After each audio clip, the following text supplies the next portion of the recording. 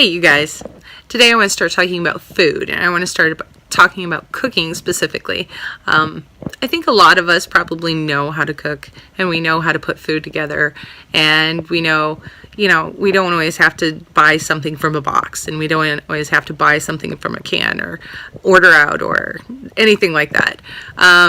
In a shit hits the fan scenario, also, you don't want to be relying necessarily on canned beans all the time or canned much of anything.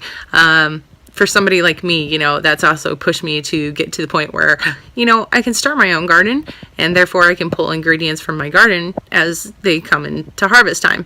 But for somebody starting out who especially doesn't know how to cook, which, believe me, it actually does happen in today's world. There are people who don't know how to cook, and it's just, not taking the time and just being scared of the kitchen in general. So let's start looking at ways of making homemade meals, of putting things together with stuff that you have on hand, using real ingredients and not necessarily canned ingredients. Today I'm throwing together a quick ham and potato crock pot. Easy application that you could put it over on the stove and slow cook it. You could put it in a Dutch oven and slow cook it, cook it over the campfire, in a pot. There's several different ways that once you learn to put food together, you just have to find ways to cook it and not burn it, of course, if you're working over a campfire. But I think it's important that we start looking at, just simple recipes and ways, start thinking about different foods you can store, looking at your protein intake on a daily basis, looking at your carb intake, looking at how much fruit or vegetables that you're eating. Start eating healthier now in a sustainable way that will be more sustainable later if you have a bad situation. Okay, so today I'm going to be throwing together a quick ham and potato soup. If the kids weren't bothering me, and maybe would have taken me 10 minutes to throw this together. I got a little under 2 cups of ham that I had cooked like last week or so. So dice that up. About 6 or 7 potatoes, 2 stalks of celery, about a cup of carrots, and a full onion. I'm going to throw in about a cup of my homemade bone broth. I've been making chicken bone broth instead of buying stock lately. So we're going to throw in about a cup of that. This stuff is potent, so you don't need to do 4 cups like the recipe says. Then I'm going to throw in probably, I'm not sure if I'll be able to fit 3 cups of water in here or not. Let's see. 2, oh, yep, now I'll be able to make it 3.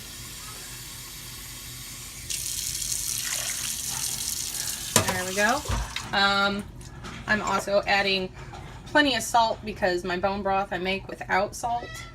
And then I'll add more later if I need to. I don't like over salting to start with because then, you don't want to ruin your soup right off the bat. I'm adding thyme. I'll probably grab a bay leaf and throw that in too. And then I got about 4 cloves of garlic because we love garlic in this house. Not too shabby. Not too shabby.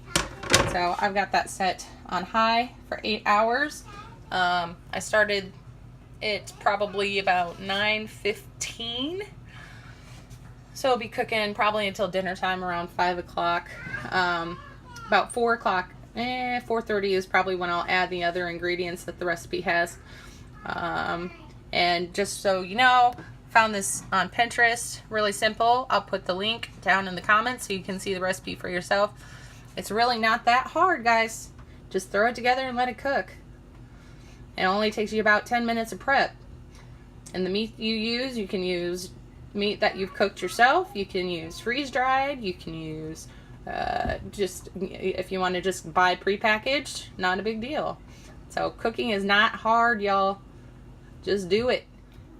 Next step is getting the creamy parts together. The recipe calls for you adding the milk and sour cream and the flour directly into the crock pot and then letting it cook a little longer. I don't want to put it directly into the crock pot cold, so I did a basic roux. I put a little butter in the bottom, let it melt, put a little flour on top, Made it nice and chunky looking. Put the milk in. Gonna sit here and stir it just a little so it helps thicken up a little bit. I might need a little more flour. I don't think I got quite enough flour in there. Added the sour cream. And when I get all of this nice and mixed up, I'm going to stick it in the crock pot. Okay, so on to the last step. As is, you could probably eat the soup just like it is so far. You don't have to make it creamy. It still has plenty of flavor, plenty of nutrition, but you know, since we have the convenience of modern stuff, I am going to make it creamy. Ugh, there we go. So that roux I just made is going right in. I'm going to stir it up. Let it cook a little bit more. I think I'm going to add a little freeze-dried cheese to it to help melt in there. Give it a little extra flavor. And then give it a taste. So there we have the final product. Added some green onions. It's good stuff. Some homemade white bread for dipping and eating. Get you filled up. Just a couple notes. I did add extra sodium because that bone broth, like I said, had no sodium in it, so I need a little extra. Maybe about 1/8 of a cup of sugar, just to sweeten it up a little bit. A little extra thyme. Added some mozzarella and some cheddar cheese 3-state mix, which is really delicious. Another thing you could do, you could also add beans. I thought about adding spinach, but I didn't because my kids wouldn't have touched it, whereas right now they're actually eating it. Yay, win for mom. But then again, I also threatened to take their technology away. Yay, win for mom. There's lots of different ways that you can make it your own. You could have added corn, you could add beans if you want to. You know, I think Paul posted something not long ago about making stew and making chili. It's just about whatever you got on hand, throwing it in the pot for the most part. So if you start with a base and then just add to it, and that's kind of how it goes. If you have any questions, please put them down in the comments below and I'll try to answer them for you. Thanks a lot, guys. Bye.